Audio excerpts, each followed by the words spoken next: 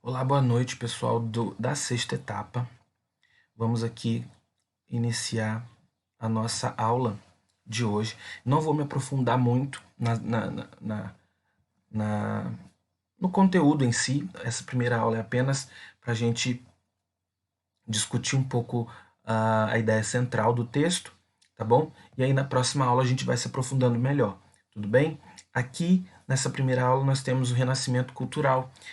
O nosso assunto dessa apostila é sobre o renascimento cultural. Mas antes da gente falar exatamente do que foi esse renascimento, a gente precisa entender em que contexto isso aconteceu, tá bom? Nós estamos falando de uma Europa, claro, na Europa, né? De uma Europa que estava vindo de um processo, inclusive foi o que vocês estudaram na apostila passada, né? É, é, a Europa era uma Europa feudal, estava vindo de um feudalismo onde tudo que tinha ali na Europa, vamos dizer assim, toda a Europa era uma Europa rural, não tinha cidade direito, grandes centros urbanos, não tinha comércio. Isso foi acontecendo, isso foi reaparecendo aos poucos. Né? E quando começa a ressurgir o comércio, quando começa a ressurgir as cidades, isso muda o pensamento, isso muda a cultura daquele povo. É onde a cultura deles vai renascer, certo? Então, como que isso vai acontecer? Olha lá, o Renascimento foi um importante movimento. Por quê? Não foi um movimento que vai abranger várias áreas, né, da vida europeia. Tanto é que lá, ó, é de ordem artística, cultural e científica, que se deflagrou na passagem da Idade Média para a Moderna. Quando falamos de feudalismo, a gente está falando da Idade Média, correto? Então, quando a gente fala desse renascimento, a gente está falando na transição da Idade Média para a Moderna. Então, em um quadro de sensíveis transformações que não mais correspondiam ao conjunto de valores apregoados pelo pensamento medieval, então estamos falando de um período em que eles já não queriam mais, o pensamento deles já não era mais o mesmo pensamento medieval. Aquela coisa de que igual, por exemplo, como que eles pensavam na Idade Média? Tudo era vontade de Deus. Se você estava com uma dor de cabeça, foi porque Deus permitiu. Então eu não podia tomar nenhum tipo de remédio. Então tudo era voltado para a religião. Você não podia permitir nem estudos dentro do corpo humano, estudos anatômicos, podia ser feito, certo? Então o Renascimento apresentou um novo conjunto de temas e interesses aos meios científicos e culturais de sua época. Ao contrário do que possa parecer, o Renascimento não pode ser visto como uma radical ruptura com o mundo medieval. Então nós vamos ver que o Renascimento vem aí, ó. É, o Renascimento ele vem para transformar a cultura europeia. Vamos aqui adiantar as características do Renascimento. Ó. A razão, de acordo com o Renascimento, com o pensamento da Renascença, era uma manifestação do espírito humano que colocava o indivíduo mais próximo de Deus. Ao exercer sua capacidade de questionar o mundo, o homem simplesmente dava razão a um dom concedido por Deus. Então, o que eles alegavam? Eles alegavam tudo pela razão. Eles passaram a questionar tudo que era imposto, certo?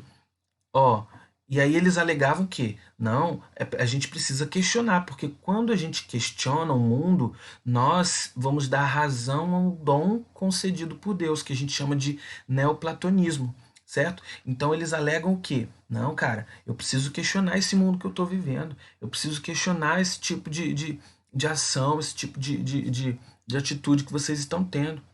Porque se Deus nos deu esse dom de questionar, a gente precisa usar. Outro aspecto fundamental das obras renascentistas era o privilégio dado às ações humanas, o humanismo. Então vocês vão ver, vocês estudando melhor as obras renascentistas, né? Vocês vão ver que muitos vão ter característica humanista, né? Vão expor o seu corpo. Ah, professor, eles estão querendo fazer aí alguma coisa sensual, voltada de cunho sexual? Não. Pega aí, por exemplo, uma imagem, uma escultura do Renascimento, você vai ver lá a figura esculpida de Davi nu. A ideia é um cunho sexual com isso? Claro que não. Eles querem mostrar o corpo, o corpo humano, né, como algo a ser valorizado, o que não podia ser feito naquele tempo. Tal característica representava-se na produção de situações do cotidiano e na rigorosa produção dos traços e as formas humanas, né? As formas humanas como eles eram, né? Que a gente chama de naturalismo. Esse aspecto humanista inspirava-se em outro ponto-chave, o renascimento, do Renascimento, que é qual? O elogio às concepções artísticas da antiguidade clássica ou classicismo. Correto, pessoal? E aí a gente traz aqui o que? Com o renascimento cultural, eles querem resgatar as antigas as concepções da antiguidade, as concepções artísticas lá da época da Grécia Antiga, lá da época da Roma Antiga. Por que isso? Porque eles queriam mostrar que a Idade Média foi um período obscuro na história da Europa, que foi um período o período negro, né, que não teve produções artísticas, muito errado, né, embora, né, um pensamento errado. Então eles queriam voltar com o clássico, por isso que a gente diz também característica do Renascimento, o classicismo ou antiguidade clássica. Tudo bem? Nós vamos encerrar por aqui e aí na próxima aula a gente fala melhor sobre a relação da burguesia com o individualismo. Mas, cadê? Acredito que a atividade número 1 e número 2 já dá para vocês fazerem hoje. Ó, o que foi o Renascimento Cultural, que eu já expliquei, vocês vão responder aí. E a número 2 vocês vão completar sobre as características do Renascimento Cultural, complete as lacunas abaixo. Leia a A, B e C de acordo com o texto lá das características do Renascimento e vocês vão completando, ok? Muito obrigado.